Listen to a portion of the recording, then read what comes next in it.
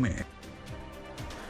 स्वागत है आपका एबिक्स कैश स्टूडियो से और आप देख रहे हैं आवाज़ अड्डा। आवाज़ अड्डा में आज बातचीत होगी शेयर बाजार की। शेयर बाजार का नाम सुनते ही बहुत सारे लोगों की आंखों में चमक आ जाती होगी, क्योंकि इस समय दिन दूनी रात चौगुनी मार्केट चल रहा है। कई लोग इसको कह रहे हैं कि ये अभी तो शुरुआत है, ज़बरदस्त बुल रन अभी शुरू हुआ है और कई मानों पे हकीकत भी लगता है, क्योंकि एक एक हज़ार पॉइंट की रैली एक एक महीने के अंदर आ रही है। 16,000 से 17,000 की जर्नी सिर्फ 19 ट्रेडिंग सेशंस में हुई थी, फिर 17,000 से 18,000 की रैली केवल 27 ट्रेडिंग सेशंस में हुई और आज देखिए अब फिर 18,000 से ऊपर की रैली तेज़ी से चल पड़ी है। दुनिया की तमाम उन चिंताओं से बेखबर बाजार दिखता है कि क्रूड के दाम बहुत ऊपर हैं, $84 पे चल रहे हैं, नेचुरल गैस की कीमतें 3 गुना हो चुकी हैं, महंगाई सर पे खड़ी दिखती है, कोल शॉर्टेज है, पावर शॉर्टेज है, लेकिन मार्केट में कोई इसका फ़र्क नहीं है। क्यों ऐसा हो रहा है? मन में तमाम सारे लोगों के सवाल उठते हैं। हम लोगों से रोज़ पूछते हैं कि मार्केट कब तक चलेगा, कितनी दूर तक चलेगा, वैल्यूएशंस की भी चिंता नहीं है। तो कुछ तो बात है जो मार्केट इतनी दम से बहुत तेज़ी से ऊपर की तरफ जा रहा है। कुछ लोग उसको कहते हैं ये 2003 से 2007 वाला मूवमेंट भी है, जब उस समय भी ऐसा ही होता था कि एक एक दिन में 500-500 पॉइंट की रैली देखने को हमें मिलती थी। तो बाजार को समझने की ज़रूरत है कि बाजार की ये जो तेज़ी है इसके पीछे ठोस कारण क्या है और क्यों लोगों को इसको समझना चाहिए, बिलीव करना चाहिए कि ये मार्केट की रैली बिल्कुल हवा हवाई नहीं है, ब्लेजिंग इन डिस्गाइज भी है। पैंडेमिक के बाद पूरी इकोनॉमी रिसेट हो गई है, बहुत सारे बड़े बड़े परिवर्तन किए गए हैं, मनी फ्लो बहुत बड़ा है, ट्रिलियंस ऑफ डॉलर की नोट प्रिंट की गई है यूएस से लेकर के पूरी दुनिया में, और वो पैसा सिस्टम में आया है। तो उसकी वजह से मार्केट में तेज़ी है, वैल्यूएशंस महंगे दिख रहे हैं। लेकिन ये सब बातें बहुत लोगों को शायद कन्विंसिंग नहीं लगती होंगी। तो इसके लिए ज़रूरी है कि थोड़ा सा इसको डिटेल में समझा जाए और उन लोगों से समझा जाए जिनका रोज़ का यही काम है और जो बहुत ज़्यादा एक्सपर्टाइज इस मामले में रखते हैं। तो आज हमने 3 खास मेहमान हमारे साथ जोड़े हैं जिनसे आपकी परिचय कराऊंगा और आपसे बातचीत कराऊंगा और इस मार्केट को आपके ज़रिए समझने की कोशिश करेंगे। हमारे साथ हैं सुनील सुब्रमण्यम जी, जो सुंदरम म्यूचुअल फंड के मैनेजिंग डायरेक्टर और CEO हैं। इसके साथ ही हमारे साथ अजय श्रीवास्तव जी हैं, जो CEO हैं डायमेंशन कंसल्टिंग के, और हमारे साथ गौतम वेद जी जुड़ रहे हैं अमेरिका से, जो फंड मैनेजर हैं, इन्वेस्टर हैं और एजुकेटर भी हैं। आप सबका बहुत बहुत स्वागत है इस खास चर्चा में, और इस चर्चा से ज़्यादा इस बात को समझाने के लिए कि ये मार्केट में इतनी ज़बरदस्त तेज़ी क्यों है। तो मैं सोच रहा हूँ आज अमेरिका से शुरू की जाए, जहाँ से ये काम पूरा शुरू हुआ है। गौतम जी, बाजार में इतनी तेज़ी क्यों आ रही है? बिल्कुल सीधा सिंपल सवाल है। और इस सीधे सवाल का एक ही जवाब है Neeraj ji, liquidity liquidity liquidity. मैं आपको एक आंकड़ा बताता हूँ। पिछले साल 2020 में 22% of all dollars printed in the history of the world were done. So एक ही साल में 22% of all dollars in circulation were printed. So जब आप इस लेवल की मनी प्रिंटिंग करते हैं, सो ऑब्वियस है कि डॉलर डेप्रिशिएट करेगा, बिकॉज डॉलर की सप्लाई बढ़ गई है। एंड जब डॉलर डेप्रिशिएट करता है तब कमोडिटीज, एमर्जिंग मार्केट्स बहुत अच्छा करते हैं। एंड वही हमने देखा है पिछले 1.5 साल से। Emerging markets and commodity producing countries like Brazil have done pretty well. And अभी हाल ही में चाइना में जो प्रॉब्लम्स आ रहे हैं, चाइनीज गवर्नमेंट बहुत सारे सेक्टर्स में क्रैकडाउन कर रही है। सो बहुत सारे फॉरेन इन्वेस्टर्स चाइना से पैसा टान के more stable countries like south Korea, India में पैसा लगा रहे हैं। सो इसलिए हम लोग इतनी ज्यादा तेजी देख रहे हैं। Liquidity is the main driver of any bull market, and so it's very important कि हम लोग liquidity को closely monitor करें, closely track करें और अपना portfolios को accordingly position करें, because जब liquidity तनेगी और interest rates बढ़ेगी तब bull market का चलन धीमा हो जाता है। so हमें इसका ध्यान रखना चाहिए। तो आपके खास तौर पे अमेरिका में तो इस बात की चर्चा भी शुरू हो गई है कि फेडरल रिजर्व बॉन्ड की टैपरिंग यानी बॉन्ड की खरीद कम करने का कार्यक्रम शुरू कर सकते हैं नवंबर दिसंबर ऑनवर्ड से। अगली पॉलिसी में शायद कैलेंडर भी सामने रख दिया जाए, तो क्या वहां से चिंता शुरू हो जाएगी?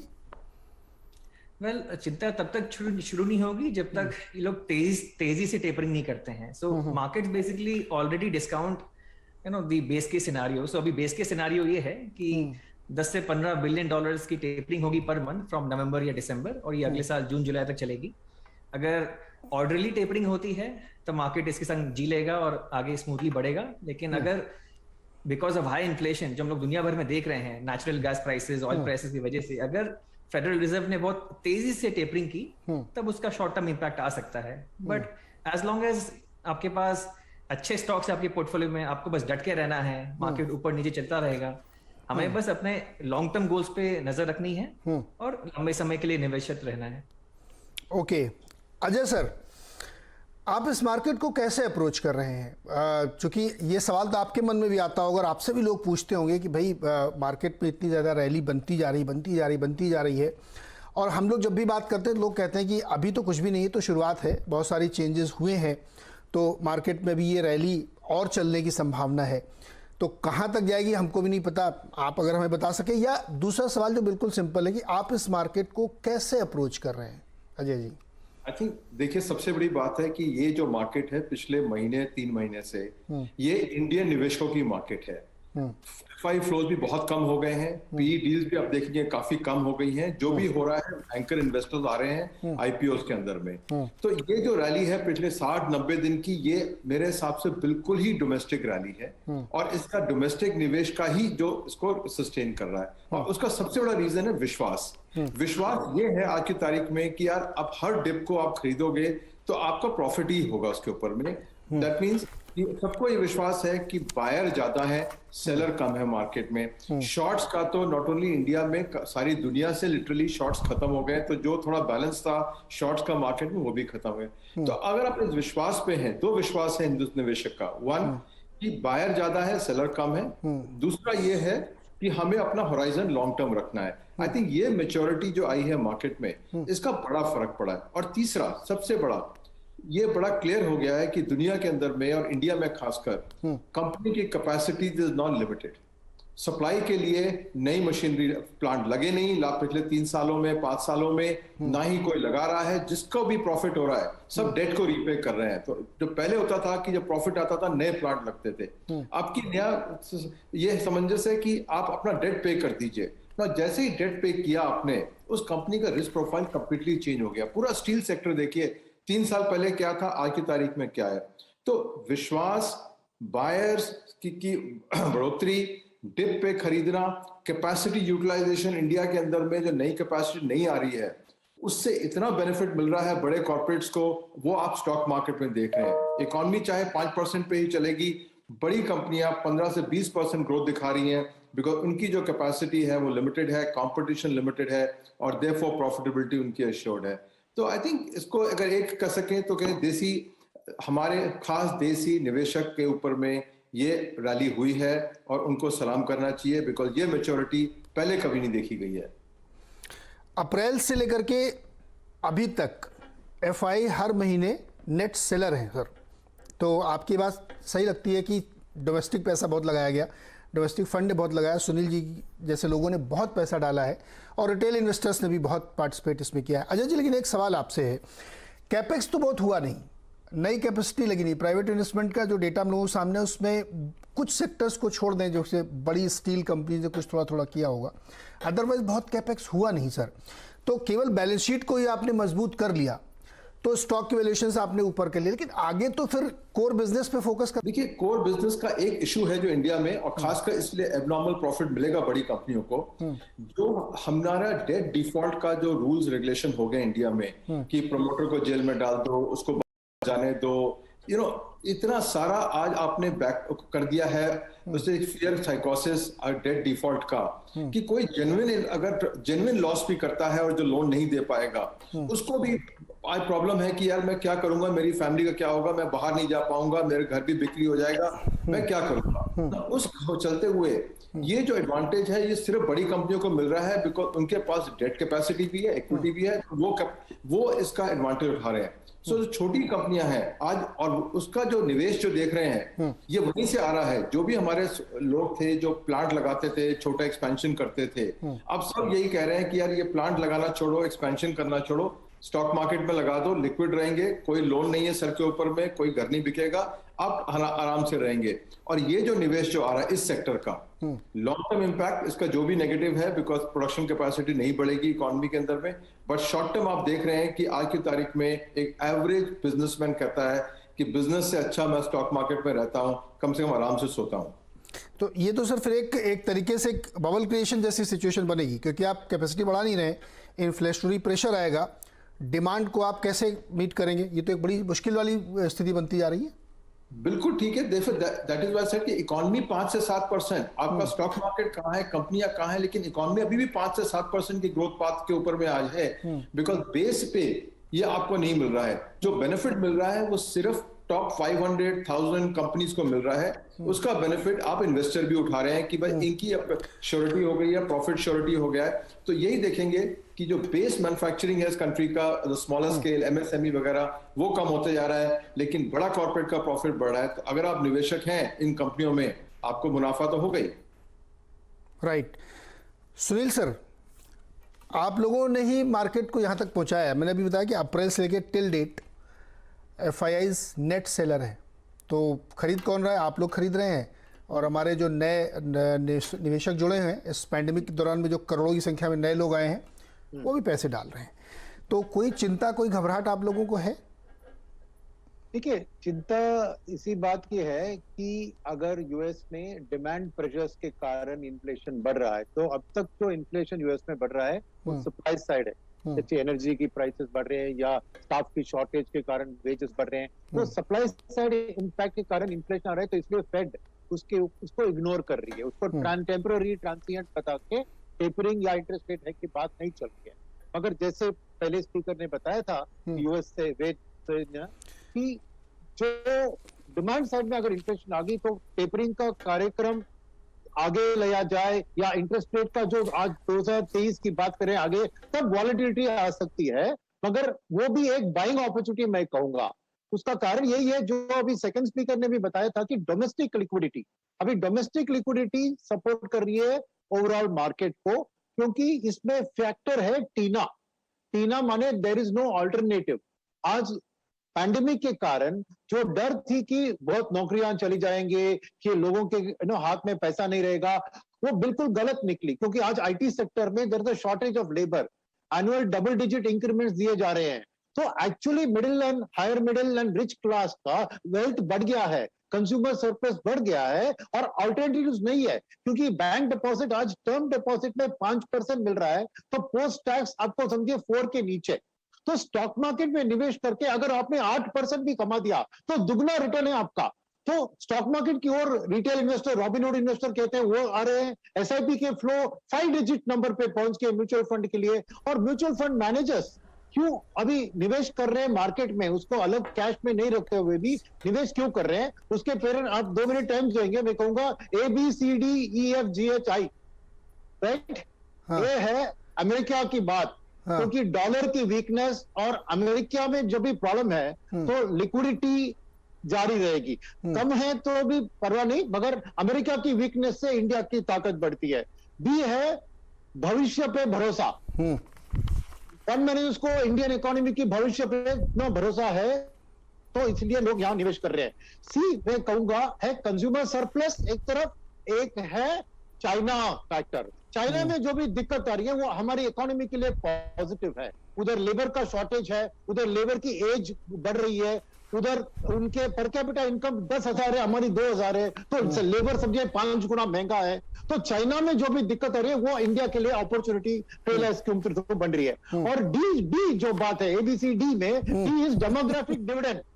इंडिया का जो पॉपुलेशन का स्ट्रेंथ है, youngest country in the world, educated, ready to work, काम नहीं है, काम दिलवाना है, तो डेमोग्राफिक डिविडेंड एक पॉजिटिव है। और ये है इकोनॉमी की आउटलुक, अर्निंग्स की आउटलुक जो सबसे बेहतर आ रही है, वो एक बहुत बड़ा। और एफ में कहूंगा फॉरेक्स का $600 बिलियन से ज्यादा रिजर्व जो है, उससे डोमेस्टिक फंड मैनेजर्स को डर नहीं है कि 2013 की टेपरिंग से जो झटका लगा था, रुपये 48 से एकदम 72 तक चली गई थी, याद होगा। इस बार हमारी फॉरेक्स सिचुएशन की स्ट्रेंथ और हमारी करंट अकाउंट सरप्लस की स्ट्रेंथ हमें ये डॉलर की प्रोटेक्शन दे रही है। तो एफ। और जी है गवर्नमेंट का pro business pro reform approach, right? और एच में क्या आता है? Housing sector, real estate sector की रिकवरी, क्योंकि ऑल टाइम लो हाउसिंग लोन रेट्स चल रहे हैं, इंटरेस्ट रेट्स लो है, प्रॉपर्टी प्राइसेस स्टेबल है, तो हाउसिंग में एक मल्टी ईयर बूम आ रहा है। और आई जो फाइनल है कहूंगा कि इंफ्रास्ट्रक्चर की स्टोरी 3 जगह से आती है। Government capex driven infrastructure, second is PLI के थ्रू एफडीआई जो आके नया कारखाना लगाना है ना, वो initially infrastructure capital good sector को भयंकर बूस्ट देगी, उसके बाद वो एक्सपोर्ट्स में शामिल होगी। और तीसरा जो फैक्टर है आई के अंदर वो है प्राइवेट सेक्टर, जो कि 3-4 साल से उन्होंने कैपेसिटी पे कुछ निवेश नहीं किया। आज वो कह रहे हैं कि हमें अनाउंसमेंट्स की शुरुआत हो गई है, क्योंकि उनको लग रहा है कि अगले 2-3 साल के बाद उनको कैपेसिटी की कमी लगेगी। तो अभी अनाउंसमेंट्स जो शुरू हुए हैं वो अगले 2-3 साल में इंप्लीमेंट होंगे कैपेसिटी एक्सपेंशन। तो मेरे ख्याल में ये इतने सारे फैक्टर्स है, कॉन्फिडेंस दिलवा देते हैं। इतने सारे फैक्टर्स कॉन्फिडेंस दिलवाते हैं, और आपने तो ए से लेके आई तक के बहुत सारे फैक्टर्स गिनवाए सर। लेकिन जो बात अजय सर जी उठा रहे हैं कि अभी भी कॉरपोरेट जो है अपने हाई इंटरेस्ट रेट वाले डेट को कम करके लो इंटरेस्ट रेट वाले डेट में कन्वर्ट कर रहा है, और कैपेक्स बहुत ज़्यादा अभी कर नहीं रहा है। एक तरफ तो ये जो फंडामेंटल्स आपने बताया बिल्कुल सही, इसमें मैं 2-3 चीज़ें और जोड़ सकता हूँ कि कॉर्पोरेट टैक्स में जो इतनी कमी की है वो भी बहुत बड़ा फैक्टर है, और जीएसटी में स्टेबलाइज हो गया 1 लाख करोड़। जनरेशन भी तो होना चाहिए। अभी जो हमको दिख रहा है उसमें डिमांड बहुत ज़्यादा नहीं दिख रही, नदारत है डिमांड। देखिए डिमांड में जो क्यों नहीं दिख रहा है, क्योंकि अभी भी इकोनॉमी थर्ड वेव की बढ़ रही है, और जो चीज आप कह रहे हैं कि डिमांड, वो आप जरा इंतजार कीजिए कि अभी जो फेस्टिवल सीजन आएगा ना, उसके बाद आप देखेंगे कि एक वी शेप रिकवरी आएगी। क्योंकि एक लोगों को कॉन्फिडेंस होना चाहिए खरीदारी में। 1.5 साल से कुछ किसी ने खरीदा नहीं है consumer discretionary consumer durable items को। अब आएगा फेस्टिवल सीजन से, आप मान लीजिए एक शार्प वी शेप रिकवरी। इसलिए मैं कह रहा हूं कि प्राइवेट सेक्टर ने कैपेक्स अनाउंसमेंट किया है। क्यों कर रहे हैं अनाउंसमेंट? क्योंकि कैपेक्स को लगने में 3-4 साल लगते हैं, वन थिंग। सेकेंड थिंग, आप ये भी सोचिए कि जब एक प्रोजेक्ट में वो बोरो करते हैं, अभी जो बात उन्होंने कही कि कैश फ्लो सरप्लस से वो पुराना डेट को रीपे कर रहे हैं, बिल्कुल सही है, इसलिए उनकी ईपीएस में बढ़त देख रहे हैं आप। मगर फ्यूचर में देखिए, कैपेक्स के टाइम में होता है 3-4 साल कैपेक्स में लगता है। अगर वो बोरोइंग करते हैं ना, वो ईपीएस को अफेक्ट नहीं करती है, वो कैपिटलाइज हो जाती है प्रोजेक्ट कॉस्ट के अंदर।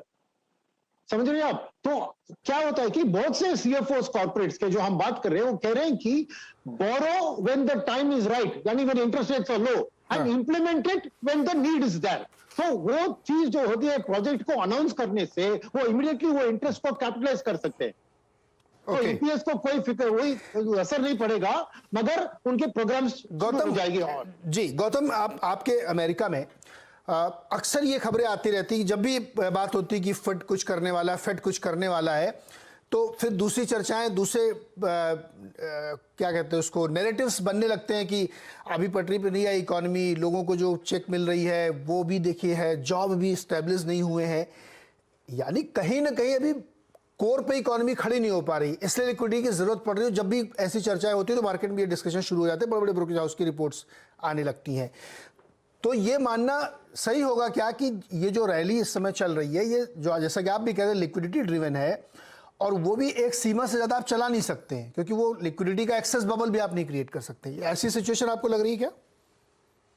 So Neeraj ji, there is a school of economics called Austrian School of Economics and Austrian School of Economic Thought. उसमें बेसिकली ये लोग ये समझाते हैं कि हाउ सेंट्रल बैंक्स दुनिया भर में बूम्स एंड बस्ट्स बार-बार क्रिएट करते रहते हैं। So that is why stock market में निवेशक जो भी हैं उनको ये समझना चाहिए कि सेंट्रल बैंक का साइकिल भी कैसे चलता है, बिकॉज उससे आप अपनी पोर्टफोलियो की पोजीशनिंग अकॉर्डिंगली एडजस्ट कर सकते हैं। सो ये आप सही बोल रहे हैं कि लिक्विडिटी की सीमा होती है, एंड इसमें और एक बहुत इंपॉर्टेंट चीज है कि समटाइम्स लो इंटरेस्ट रेट्स या जब फेडरल रिजर्व इंटरेस्ट रेट्स काट रहा है तब भी बड़ा मार्केट क्रैश आ सकता है। आप देखिए सितंबर 2007 से मार्च 2009 तक फेडरल रिजर्व ने इंटरेस्ट रेट्स कई बार काटे, बट लेकिन अमेरिकन मार्केट उस समय 55% गिर गए, बिकॉज उस समय मार्केट खराब अर्निंग्स डिस्काउंट कर रहा था। सो मार्केट सिर्फ लिक्विडिटी पे नहीं, अर्निंग्स एक्सपेक्टेशन पे भी चलता है।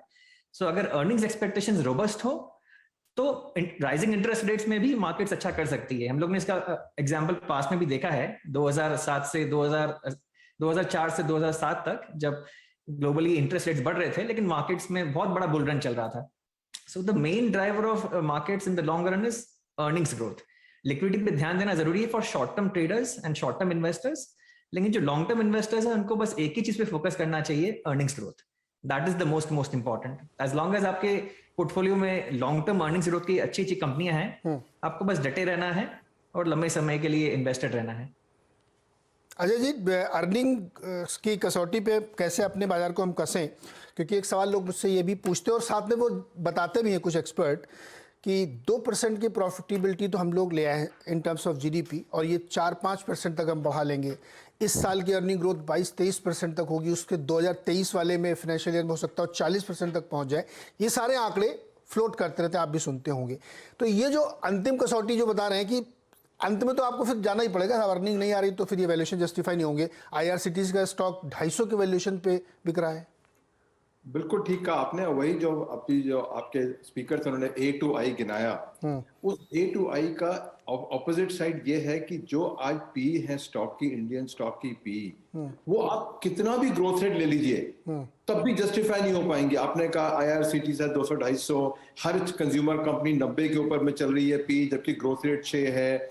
आईटी कंपनीज रीवैल्यू हो गई, आके 3540 की पी पे आ गई हैं, जबकि उनकी ग्रोथ रेट 12-14% है।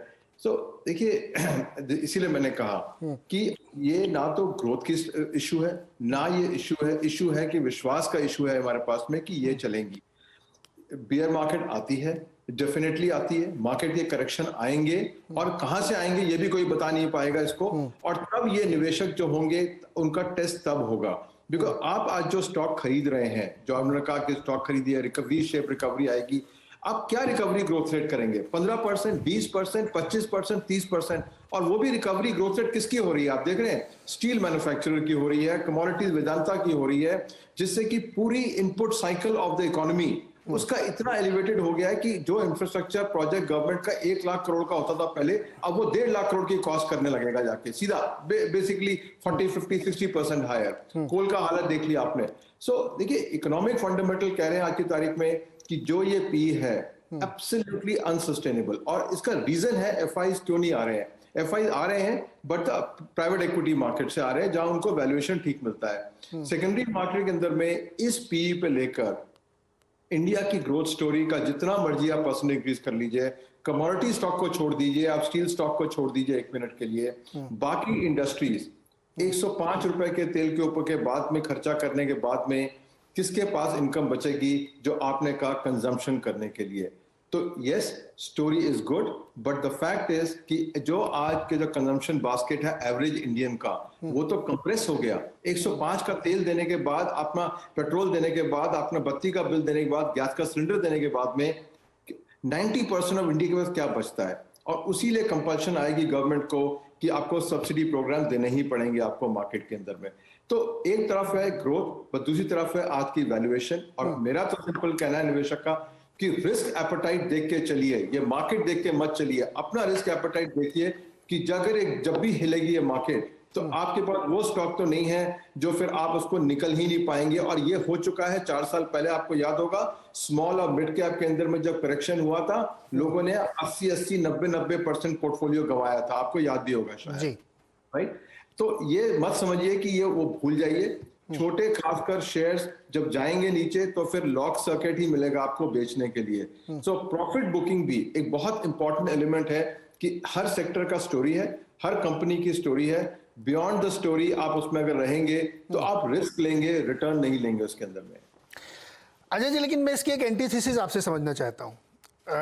2-3 चीज़ें जो मुझे लगती हैं, आप मुझे उसको समझाइए जरा। जैसे मुझे लगता है कि एक बड़ा रिफॉर्म टैक्स के सेगमेंट में किया इन्होंने सरकार ने, जो कि अब धीरे धीरे स्टेबलाइज हो रहा है, जो जीएसटी है। दूसरा एक बड़ा काम उन्होंने सितंबर 2019 में किया कि उन्होंने कॉर्पोरेट टैक्स को घटा के 23 और 15 कर दिया, नई यूनिट के लिए 15 और पुरानी यूनिट के लिए 23। 2 बड़े काम इन्होंने किए। उसके बाद अभी रिसेंटली इन्होंने रेट्रो टैक्स खत्म कर दिया, जो कि एफआईएस के लिए बड़ी राहत की बात है, विदेशियों के लिए बड़ी अच्छी बात है कि आप रेट्रो पे नहीं जा रहे हैं। और इस सरकार ने बेसिक फंडामेंटल्स कुछ गाँव तक पहुँचाने की चीज़ों की कोशिश की, जो बेसिक नेसेसिटीज़ हैं, गैस दी, पानी दिया और ये सब दिया। तो शायद सरकार की ये सोच है कि हम पहले इन चीज़ों को दुरुस्त करें जो इसके ज़रिए डिमांड जनरेट हो जाए। एक तरीका होता है कि आप सीधे डीबीटी कर दीजिए, मैं गौतम जी की जेब में $2 लाख डाल दूं और ख़रीदारी करें, तो डिमांड जनरेट हो गई तो फिर कैपेसिटी आ गई। सरकार शायद दूसरी तरफ से आ रही है, नहीं मैं कैपेसिटी जनरेट करूंगा, एम्प्लॉयमेंट जनरेट करूंगा, नौकरियां जनरेट करूंगा, फिर वो खरीदेगा, क्योंकि जितने रिफॉर्म्स अब तक किए गए वो इसी दिशा के हैं। तो क्या ये फ्रूटफुल नहीं हो सकता? बिल्कुल ठीक कहा आपने, बट उसमें एक आप चीज भूल गए कि अगर सिर्फ ये होता, इसमें कोई प्रॉब्लम नहीं था। सबसे सपोर्ट मिला है कॉर्पोरेट इंडिया को, खासकर जीएसटी से बड़े कॉर्पोरेट को बहुत ज्यादा सपोर्ट मिला है, छोटे को नहीं मिला है। मैं बताऊंगा कैसे नहीं मिला है। बट जो उसके साथ जो हुआ है, जो टैक्स इंक्रीज हुआ है पेट्रोल के ऊपर में, पेट्रोलियम प्रोडक्ट पे, वो तो हर एक को इम्पैक्ट कर गया, चाहे वो छोटा है, बड़ा है, ड्राइवर है, आपका ड्राइवर है, आपका नौकर है, आप खुद हैं, हर एक के ऊपर में वो टैक्स आया। That is why they say petroleum tax is the most regressive tax in the world in the economic textbook they से।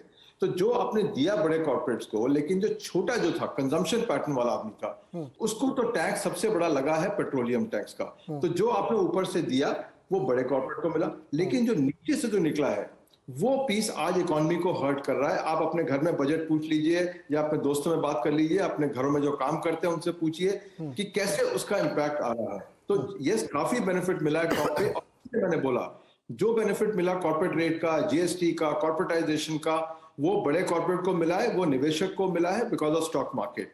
जो छोटा निवेशक है, जो छोटा कंज्यूमर है, उसको आज प्रॉब्लम हो रही है बिकॉज द टैक्स, जो रिग्रेसिव टैक्स है ऑयल का, वो उसकी कंजम्पशन को बहुत जबरदस्त इंपैक्ट कर रहा है। और हुआ क्या, टैक्स भी बढ़ा और पेट्रोल के दाम भी बढ़ गए, साथ साथ ग्लोबली दाम बढ़े हैं, तो उसमें को हम लोग कुछ कर नहीं सकते लोकली। बट वो जो खा गया है, जो पैसा, जो 4 लाख, जो भी नंबर एस्टिमेट ले लीजिए, 4 लाख करोड़, 5 लाख करोड़, जो भी नंबर ले लीजिए, वो पूरा कंजम्पशन से निकल के गवर्नमेंट में चला गया। तो वो जितना बेनिफिट आप दिखा रहे थे वो सारा न्यूट्रलाइज हो गया। सुनील जी, आप इस पे क्या व्यू रखते हैं? जो अभी अजय जी ने बहुत सारी बातें कही कि ये जो इन्फ्लेशनरी प्रेशर बन रहा है, जो इन्फ्लेशन हमको दिखता तो नहीं है शायद, लेकिन महसूस जरूर होता है। तो इसके लिए 2 आंसर्स है मेरे पास। मैं ये कहूंगा कि आप आंकड़े देख लीजिए, मार्च 2020 टू नाउ कितने डिमैट अकाउंट्स खुले हैं और कितना डायरेक्ट इक्विटी का रिटेल फ्लोज इंप्रूव हो गया है। पैसे नहीं है तो कहां कैसे निवेश करेंगे? पैसे है ना, इसलिए आ रहे हैं। एसआईपी बुक लीजिए, 7,000 करोड़ के करीब था मार्च 2020 में, आज 10,000, यानी ऑलमोस्ट 50% इंक्रीज। क्यों इंक्रीज हो रहा है? पैसा नहीं है तो कहां से आ रहा है?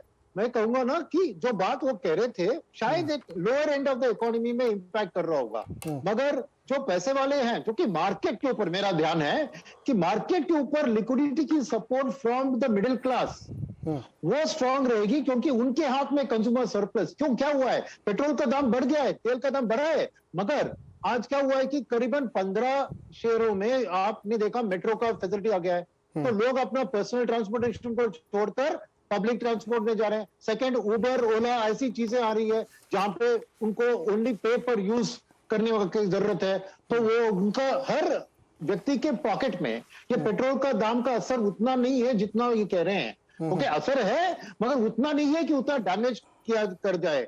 तीसरी चीज है कि सैलरीज बढ़ गई है, कॉर्पोरेट फॉर्मलाइज सेक्टर के अंदर सैलरीज बढ़ गई है, क्योंकि हमारे इंडस्ट्री में हमें पता है सभी जगह हाई सिंगल डिजिट, लो डबल डिजिट की सैलरी इंक्रीजेस आ गई है और खर्चा नहीं बढ़ा है। पिछले 18 महीने में खर्चा अदर देन तेल का दाम, कुछ और खर्चा ज्यादा बढ़ा नहीं है। तो मेरे ख्याल में कंज्यूमर सरप्लस एक्चुअली हाई है और डिमांड का इसलिए आपको इफेक्ट उतना जल्दी नहीं दिख रहा है, क्योंकि अभी मन नहीं है खर्चा करने का। पैसा नहीं की बात नहीं है, मन नहीं है, क्योंकि उनको आउटलुक, कोविड के बाद का आउटलुक साफ साफ दिखना चाहिए, एक पॉजिटिव यूफोरिया आना चाहिए जाके खरीदारी करने के लिए। और उसके लिए सपोर्ट करने वाली चीज है इंटरेस्ट रेट। हाउसिंग लोन 6.5% में 20 साल वाला लोन कभी आपने सोचा था कि होगा? तो आज एक घर रहने के लिए छोड़िए, भाड़े में देने के लिए, रेंट में देने के लिए आज खाली 3% का डिफरेंस है between post tax interest cost और रेंटल यील्ड। खाली आपने 3% कमिट किया तो आप दूसरा घर, तीसरा घर खरीद सकते हैं। तो ये सब अंडरलाइंग फैक्टर्स आने वाले दिन में डेफिनेटली इंपैक्ट करेंगे कंज्यूमर डिमांड को। तो मेरी बहुत अलग सोच है प्रीवियस स्पीकर से कि इकोनॉमी की हालत, राइट, एक लोअर लेवल मार्जिनल वर्कर्स के ऊपर शायद हो सकता है, मगर earning people of the workers के अंदर, राइट, मैं कोई प्रॉब्लम नहीं देख रहा हूं। एक्चुअली कंज्यूमर सरप्लस इंक्रीज हो रहे हैं और ये स्टॉक मार्केट में जो निवेश के नंबर्स, आंकड़े, नंबर ऑफ इन्वेस्टर्स जो बढ़ रहे हैं, वो मेरे लिए साफ एविडेंस है कि लोग के पास पैसा है और ऑल्टरनेटिव नहीं है, इसलिए स्टॉक मार्केट में इन्वेस्ट कर रहे हैं। तो पैसा है तो निवेश कर रहे हैं। तो सिंपल सी आंसर है मेरी। जी अच्छा, कुछ और इनपुट मैं भी दे देता हूँ सर कि एक तो आप देखिए अभी एयरलाइंस में अभी रिसेंटली मैंने ट्रेवल किया था फुल कैपेसिटी में, और अब तो ऑफिशियली भी सरकार ने कह दिया कि फुल कैपेसिटी पे एविएशन चलेगी। एक दूसरा, आज मुझे किसी ने बताया जो बैंकिंग सेक्टर को ट्रैक करते हैं और बहुत क्लोजली ट्रैक करते हैं, उन्होंने कहा कि बैंक की लोन ग्रोथ आपको नहीं दिख रही होगी बहुत ज़्यादा, कॉर्पोरेट टैक लोन ग्रोथ नहीं आ रही उतनी, लेकिन हाउसिंग ग्रोथ बहुत ही ज़बरदस्त है। हो सकता है कि आपको बैंक के उसमें ना दिखे, एनबीएफसीज में और हाउसिंग कंपनीज में दिख रही है, और बहुत सारे लोग तो पैसे बच गए हैं तो वो सीधे सीधे खरीद रहे हैं चेक से। तो वो शायद दिख रहा है क्योंकि अभी जो बहुत सारे बिजनेस अपडेट्स आए हैं इंडियन कंपनीज के, हाउसिंग सेक्टर के, बड़ी कंपनीज के, ब्रांडेड कंपनीज के, वो ज़बरदस्त है। और वो और 4-4 गुना आगे के टारगेट लेके चल रहे हैं कि मार्च तक हम कितना मकान बेच लेंगे। एक ये, और दूसरा जो सर कंजम्पशन का है, ये बड़ा विचित्र है जी, मुझे समझ में नहीं आता कभी कभी। जो अभी मेगा सेल चली थी ई कॉमर्स वाली, उसमें पहले 4 दिन में $2.6 बिलियन के माल बेचे गए, और टारगेट ये कि पूरे सीजन में $9 बिलियन का बेचेंगे, उसमें से 50% केवल फ़ोन बिकेंगे। अब इस तरीके के कंजम्पशन डेटा भी आते हैं तो आदमी को लगता है भाई पता नहीं है मतलब कैसे किस तरीके की चीज़ें डेवलप हो रही हैं। और आईटी सेक्टर में तो खैर 2-2, 3-3 जॉब ऑफर लेके लोग घूम रहे हैं, इसमें तो कोई शक नहीं। बाकी सेक्टर से मुझे नहीं आइडिया, लेकिन आईटी में तो नौकरियां भी बहुत मिल रही हैं। एक बार जरा गौतम जी के पास चलते, फिर अजय जी आपके पास आते ही नहीं पॉइंट पे चर्चा करेंगे। गौतम जी, चूंकि इंडियन मार्केट में आपकी भी दिलचस्पी है, इसको आप ट्रैक भी करते हैं और इसमें आपका इंटरेस्ट भी है, इस वक्त इंडियन मार्केट में आप किस अप्रोच से आएंगे? और अगर आप कोई सेक्टोरली एनालिसिस करना चाहें कि ये अभी पॉकेट बहुत हमको अच्छा लगता है, तो वही बताइए।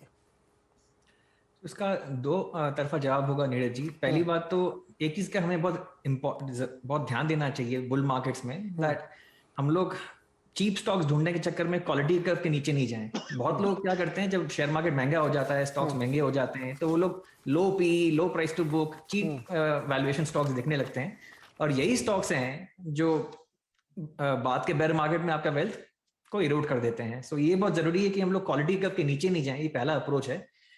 अगर आपको सस्ते शेयर्स नहीं मिल रहे हैं इन नॉर्मल बिजनेसेस, देन आप क्या कर सकते हैं, आप ऑप्ट कर सकते हैं for something called special situations.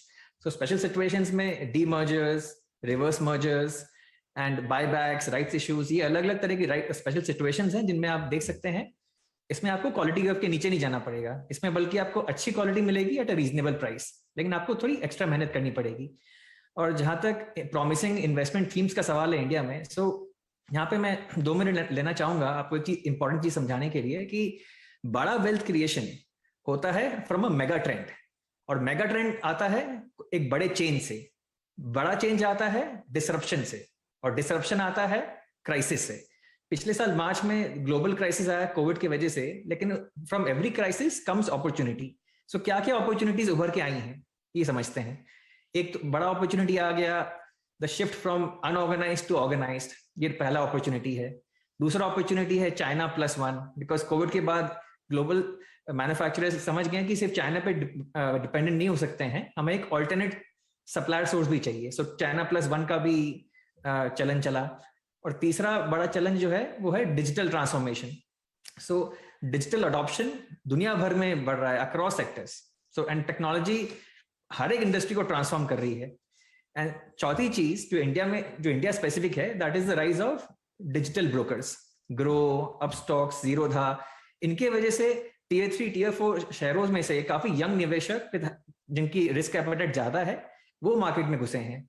And I think this is a very long term sustainable trend, ये सिक्लिकल ट्रेंड नहीं है। ये चारों ट्रेंड्स जो मैंने बताया आपको अभी, China +1, unorganised to organise, digital transformation and the rise of digital brokers, ये एक सस्टेनेबल स्ट्रक्चरल चेंज है। So this is a mega trend. और अगर आपको बड़ा वेल्थ क्रिएशन करना है तो आपको इन सब पॉकेट्स में लंबे समय के लिए निवेशित रहना चाहिए। You should be invested in these 3-4 pockets for the long term. इसके अलावा और भी बहुत सारे अपॉर्चुनिटीज हैं।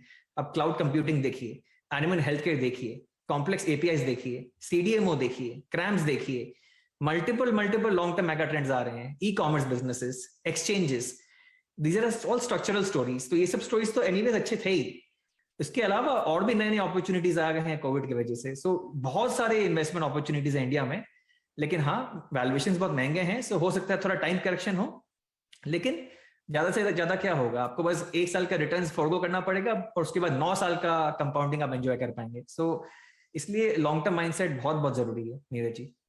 बिल्कुल बिल्कुल सही है।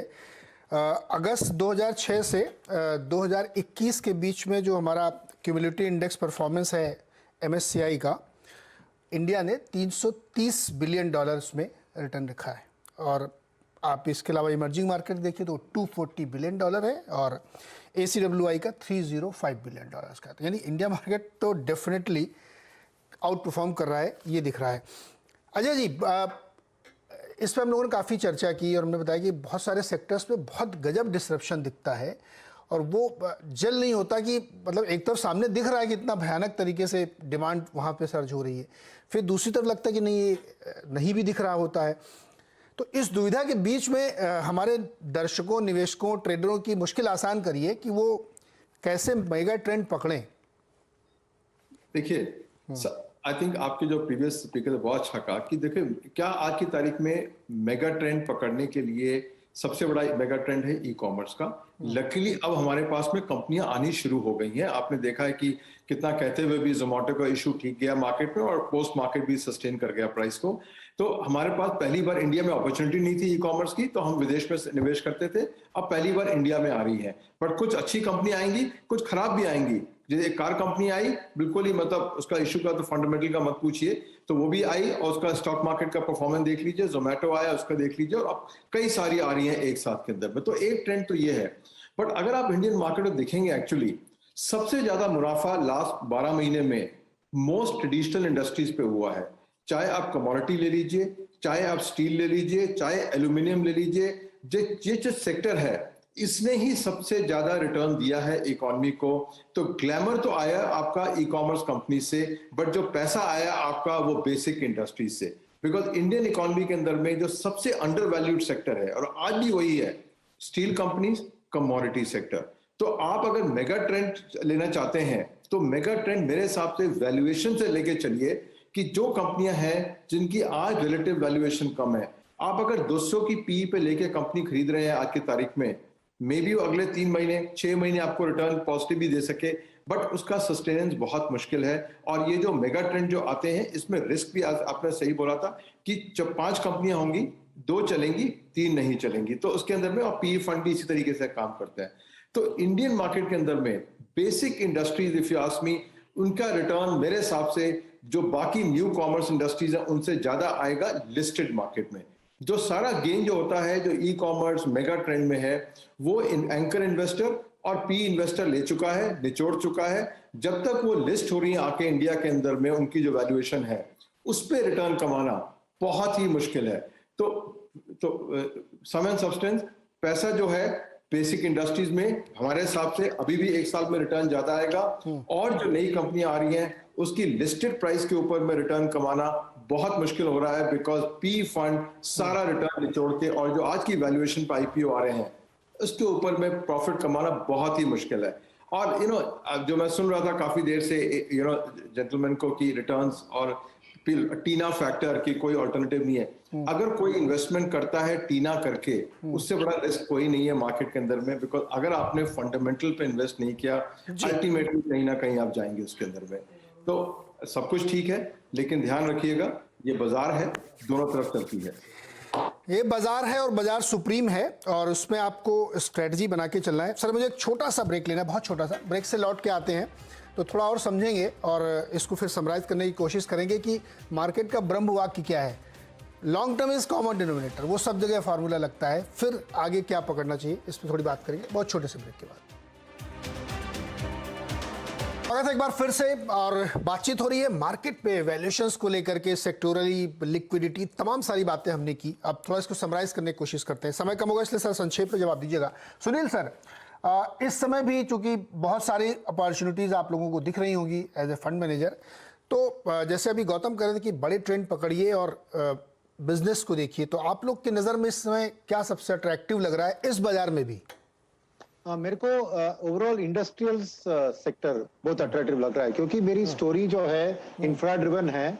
तो इंफ्रा रिलेटेड जो भी मैन्युफैक्चरिंग रिलेटेड सर्विसेज सेक्टर है, तो उसमें आप सीमेंट लीजिए, बिल्डिंग मटेरियल्स लीजिए, कैपिटल गुड्स लीजिए, ईपीसी कॉन्ट्रैक्टर्स लीजिए, ये सब के लिए भविष्य बहुत बढ़िया दिख रहा है। और वहां पे वैल्यूएशंस अभी भी वो एस्ट्रोनॉमिकल लेवल्स जैसे बता रहे थे कि कुछ सेक्टर्स में रीच हो गया है, वो अभी तक नहीं है। तो growth at a reasonable price मिल रहा है, और एक थोड़ी सी 3 ईयर प्लस की आउटलुक देख के अगर खरीदेंगे तो इंडस्ट्रियल्स, ब्रॉड इंडस्ट्रियल्स में बहुत बड़ा हमें भविष्य देख रहा है। वो एक चीज है। सेकंड चीज में शॉर्ट टर्म में थोड़ी मेरे को अच्छी रिटर्न नहीं दिख रही है, मगर लॉन्ग टर्म के लिए होल्ड करेंगे तो मेरे को ओवरऑल कंज्यूमर डिस्क्रिशनरी स्पेस, अभी कंज्यूमर डिस्क्रिशनरी में क्या नहीं है, एफएमसीजी नहीं है, क्या है, कंज्यूमर ड्यूरेबल्स है, ऑटो है और हाउसिंग एंड रियल एस्टेट है। ये सब मैं कंज्यूमर डिस्ट्रिक्ट में मान के लेता हूं। वैल्यूएशंस थोड़ी बहुत उधर बढ़ गई है, क्योंकि near term V shaped recovery को मार्केट डिस्काउंट कर रही है, मगर वो इनिशियल 12 to 18 मंथ्स फेज को अगर आपने डाल दिया तो मेरे को 3 ईयर प्लस में वहां पे भी एक अच्छा मुनाफा का फायदा दिख रहा है। तीसरी जो है मेरे लिए है बीएफएसआई, अभी banking, financial services, insurance and allied industries. यहाँ पे मैं खाली लो इंटरेस्ट रेट से लेंडिंग से नेट इंटरेस्ट मार्जिन की स्टोरी जो बैंक्स और एनबीएस के ऊपर है, खाली उसके ऊपर नहीं मैं सोच रहा हूं। मैं सोच रहा हूं कि ओवरऑल वेल्थ इफेक्ट जो इंडिया में आ गया है, कंज्यूमर सरप्लस जो बात मैंने की थी, वहां पे मेरे को asset management companies, insurance, life and general insurance, wealth management, broking companies, इन सब में मेरे को एक अच्छा मौका दिख रहा है कि इंडियन इकोनॉमी में फाइनेंशियलाइजेशन की जो स्टोरी है वो बीएफएसआई सेक्टर अच्छी तरह से प्ले कर सकता है। तो वो मेरे लिए एक सॉलिड सेक्टर दिख रहा है, क्योंकि हर इंडेक्स में भी उसका एक वेटेज शामिल है। तो नेचुरली इंडेक्स के मुंह को पकड़ने में भी आपको बीएफएसआई स्पेस को ध्यान देना जरूरी है। तो 3 सेक्टर, इंफ्रास्ट्रक्चर, इंडस्ट्रियल्स एक सेक्टर, कंज्यूमर डिस्क्रिशनरी दूसरी सेक्टर, और बीएफएसआई स्पेस तीसरा, ये 3 के ऊपर हमारी ध्यान होगी। अजय जी, आपकी नज़र इस समय कहाँ है, तमाम फैक्टर्स को कंसीडर करते हुए भी, कि इस समय बहुत सारे फैक्टर्स ऐसे हैं जो हमें अलर्ट करते हैं कि आपको सावधान है। देखिए, फैंसी में नहीं बहना चाहिए, आपको अपने इमोशंस को कंट्रोल करना चाहिए, क्योंकि पैसा आपका ही लगता है, लेकिन स्टिल अपॉर्चुनिटीज़ तो बहुत दिखती हैं। तो आप लोगों की नज़र कहाँ पे है? ये सबसे बड़ी इन्वेस्टमेंट, जैसे मैंने बताया था, हमारी आज की तारीख में कमोडिटी स्टॉक्स में है, स्टील स्टॉक्स, एल्यूमिनियम स्टॉक्स। तो अगर आप हमारा कस्टमर्स का हमारा पोर्टफोलियो देखें, 50% से ऊपर इन्वेस्टमेंट इन्हीं सेक्टरों के अंदर में, कंपनियों के अंदर में है। बिकॉज यहाँ पे हमको वैल्यूएशन भी ठीक है, रीजनेबल लगती है, प्रोस्पेक्ट भी बहुत बढ़िया लगते हैं। तो commodity sector, steel sector, aluminium, this non ferrous, ferrous दो, this is a one big sector जहां पे हमें लगता है कि अगला 2 साल तक तो आराम से हम अपनी रिटर्न कमा सकते हैं। और नहीं भी आएगी तो मतलब रिस्क इसमें सबसे कम है, रिस्क भी लेके चलेंगे साथ में तो सबसे कम है।